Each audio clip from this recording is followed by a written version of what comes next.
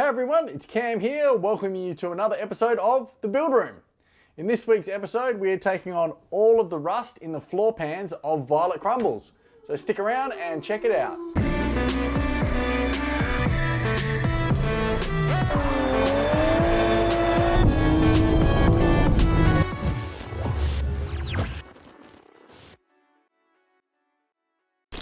Okay, so in the last episode, we did that dry ice trick and we pulled up all of the sound deadening material that was covering the sheet metal. And as you can see, because of the water leaks that we had in the front and rear windscreens and in the boot, water has got underneath the sound deadener and has rusted areas of the floor plan that we're going to need to repair before we can coat this and move forward. Now, the first thing you're going to want to do, if you're ever going to do any welding or anything like that on your floor pan, is to get underneath the car and check out what it looks like from underneath, and most importantly, whether you have fuel lines, brake lines, wiring looms, or anything like that that are running down through the car that are going to get damaged if you start cutting and grinding and welding near them. Now, because we're going to redo the coating on the entirety of the underbody, I've already had to get under here and I've stripped out the exhaust, I've pulled the brake lines and a bunch of other clips and bits and pieces that would have been getting in the way and potentially damaged. So now we can start focusing on those major areas of rust. Now, there's about 5 of those. Both of the drain bungs on either side of the floor pans are shot. There is a gigantic hole here that I can put my finger through. That goes not only into the wheel well, but also underneath the car. So there's going to have to be multiple pieces of sheet metal welded in here to get it back to its original shape. We also have one area that just looked like surface rust right near the transmission tunnel. And the second I put my finger on it, it actually pushed through. So that's something to be careful of. If I was trying to do the least amount of work here possible, I probably would have just given this thing a light scrub down and used some rust converter and then coated over again. But I still would have had that really thin, flaky sheet metal there that would have been not structurally a problem because it's a very small hole, but it would have been highly likely to end up rusting through again, a prime candidate for something like that. So I am going to take that out as well. So yeah, there's a lot of work here that needs to be done. If you've watched the previous episodes, you'll know that my welding skills are not particularly flash. So I don't know if I'm going to get this all done today. We will see. So the aim of the game here is just to get this structurally sound. I'm not particularly interested in having it look factory or be a completely hidden repair, mainly because that's going to take me a lot more time. And to be honest, we are going to spray a thick rubberized undercoating on the bottom, which will hide a lot of sins. And obviously from inside the car, you've got a layer of sound deadener and then you've got carpet on top, so you'll never see those repairs. I'm also not trying to hide the fact that it's got rust. If I end up selling this down the line, I want to be able to be honest with whoever buys it, and they'll be able to watch the videos anyway, around what the condition was and what work I did to bring it up to the state that it will be in when it goes. And if you're wondering why we've had a big gap in these episodes, unfortunately I have had to spend some of my time working on the house at the moment. So I've been taking the front yard from something that looks like this, and it now looks something like this. Oh, hang on, no, I've got those mixed up. Other way around. It did look like this, and now it looks like this. So I've still got a lot of work to go, but unfortunately it needed to take priority over Violet Crumbles for the minute. Now, because I don't need these to look particularly flash, my intent here really is to do a little bit of cardboard aided design to get the shapes right.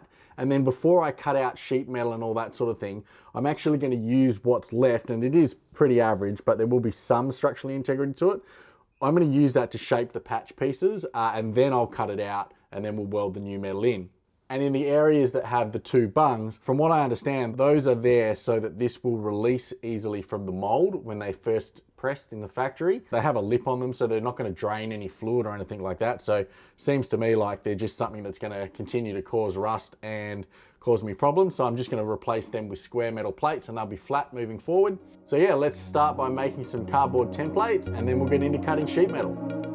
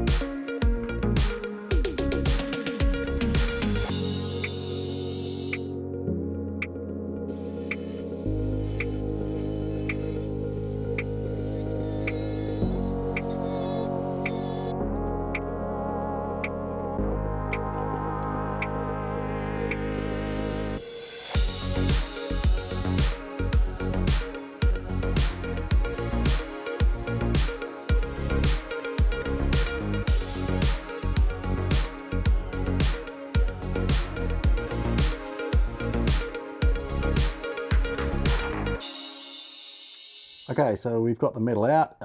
It's looking pretty good.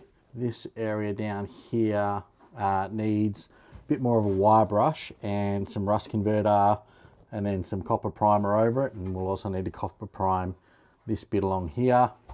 Then we should be good. And what I'm going to need to do is just clearance this piece on the sides that are a bit off until it fits in there nice and neatly. Anywhere there is a little gap along this curve here will be good because I can just tap it from inside the wheel well and just move that single sheet out. So basically I'll just move this edge out to meet this metal before I weld it in. And we'll also do some plug welds along here to match up with that piece. And then this area here had rusted into, I accidentally cut it, so I'm gonna have to fix that as well, but it was rusting into this divot here, or depression, whatever you wanna call it. So what I've done is just left a tag on the end here that I'm gonna just trim down and shape until it gets close to that and fills it up. The things that I'm not gonna worry about at this point, there's a little bit of rust in here, which I will put some converter on and do the standard things, but for the area inside here, which is, you can see there is a hole in it that's rusting through. I'm not fixing that right now. I'm going to fix this piece, and this piece. And then the bits in there that have got the rust, rather than trying to take this floor out and get it from this side, we have to fix this rust. So on the outside of the sill, basically what I'll do is cut along the top of the sill, probably take out the spot welds on the pinch weld here, and we'll pull this whole section off. We'll be able to fix any rust that's starting in there. Now, this doesn't look too bad, but I guarantee you, when I sand this down, it will have bog in it, it will have rust holes in it, guaranteed. You can already see there's a little bit starting to come through here, and I'd say that's probably already been repaired over once. It does have the crease here, which is a good sign. Most people, when they're repairing this section, they bog over that bit. So having the crease still there is a really good sign, but they do rust out and we need to protect it anyway. So I'll fix that, I'll cut this off and then fix that inside from in there. So we'll trim that down now, get this all primed up, and then it'll be time to bring out the welder.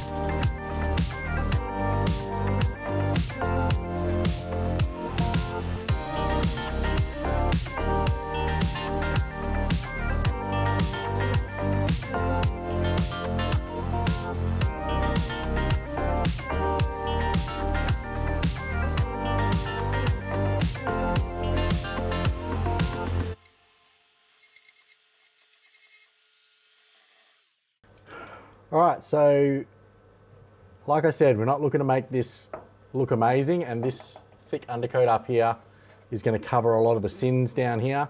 But the main thing is I've got a light inside the car at the moment shining through to make sure there's no holes, because I need this to be watertight and obviously structurally sound. So there was a couple of little pinholes that I had to fix up, but other than that, it's all good. And we'll just throw some primer over it just so that it shows up a little better on camera.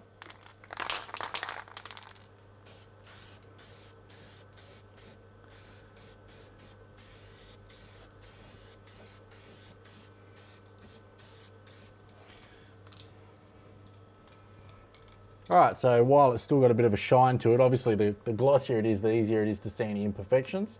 So down in this line across here, there's plenty of metal there. I could keep grinding this to try and make it flat, but to be honest, like I said, I'm not going for perfection here, and all I'm gonna end up doing is run the risk of grinding through this metal and making it very thin. So I've got a nice patch here, and then I've managed to grind this down to paper thin. I don't want to do that. So I'm just going to leave this.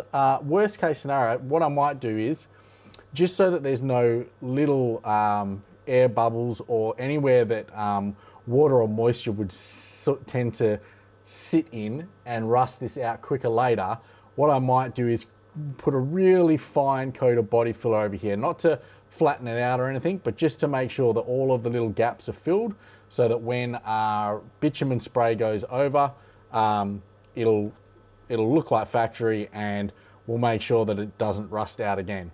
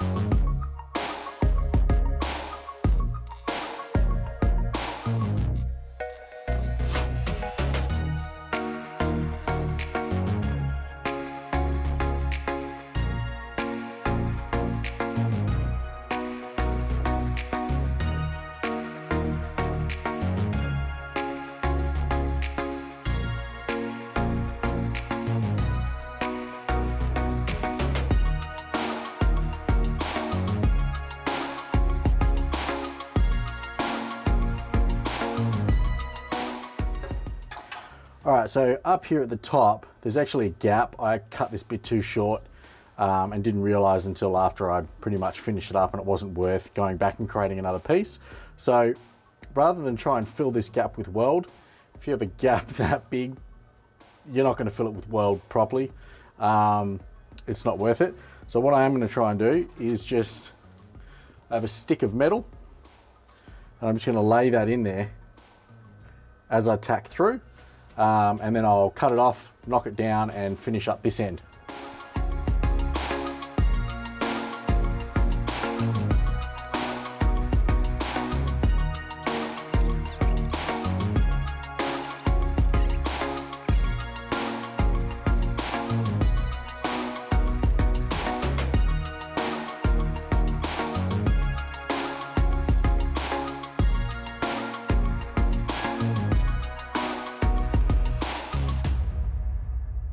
Okay, so I've left that paint to dry. Everything's taken longer than I expected. If you can see in the background, it's actually night time now. So let's have a look at what we've done and then talk about what's next. All right, so you can see the heat that's come through the other side of the panel, ruining our previous good work. But at least that means we've got good penetration between that bottom panel and even the side panel as it goes over. And then in here, you can see some pretty nasty welding. Yeah, that's like a 2 out of 10 at best, I reckon. But it is structurally sound, as you can tell from the penetration that we saw on the other side. Now, you might be wondering why this panel is higher than this panel. That is because this metal that I've welded in is actually thicker than the existing sheet metal. I ran out of sheet metal that was the same size. That's not a problem. It's just that I wanted the flush side to be the underside of the car. So inside we have this raised section. Again, You're never going to see any of this, so it doesn't really matter at all. But I wanted to show you guys, warts and all, what it looks like. Again, I've thrown copper primer over the whole thing. Not that that's necessary, but again, I just wanted you guys to be able to see the detail, and this is one of those times where I'm really wishing I wasn't recording in 4K, but we're done. Now, I'm not going to go on to this piece here because I think it's going to make the video a bit long, and also, while I was doing that, I've found this, which is just awesome. The entire back of this brace is rotting through and needs to be replaced. So what I'm going to have to do is go through here and drill out all of the spot welds, lift this entire piece off, because that's really the only way I'm going to be sure that we're not just covering up more rust that's going to come through and cause a problem later. So yeah, that is going to be our next episode.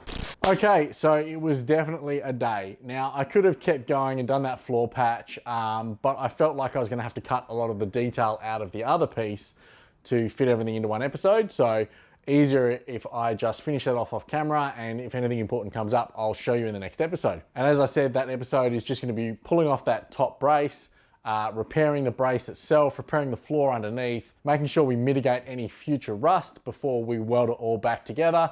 And then we should be pretty much good to go. I'm sure there'll be a few little things to tweak, but 90% of the way there on the Floorpan.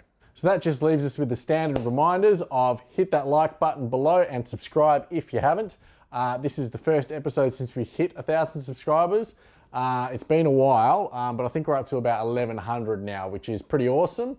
So I'm glad you guys are enjoying it. If you haven't seen the full Violet Crumbles series, I highly recommend you watch it from the start.